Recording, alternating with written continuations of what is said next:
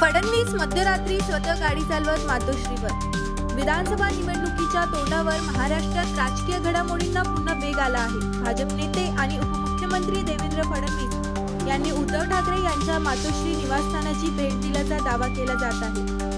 वंचित बहुजन आघाडीचे नेते सिद्धार्थ मोकळे यांनी एक्सवर व्हिडिओ शेअर करत यासंबंधित दावा केला आहे। यासंबंधी ठाकरे गट किंवा भाजपाकडून कुठलीही प्रतिक्रिया समोर आलेली नाही। शिवसेना खासदार संजय राऊत हे 25 जुलै रोजी रात्री 2 वाजता 7D मोतीलाल मार्ग या ठिकाणी भाजपचे राष्ट्रीय अध्यक्ष JP नड्डा यांना भेटले।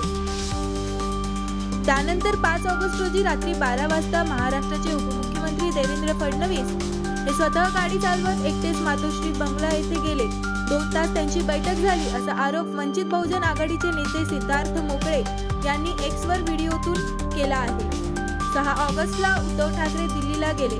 जाताना सोबत कोण कोण होते, तिथे जाऊन त्यांनी कोणाकोणाच्या भेटी घेतल्या आणि काय काय ठरले हे त्यांनी जनतेला सांगावे असे आवाहन सिद्धार्थ मोकळे यांनी केले आहे।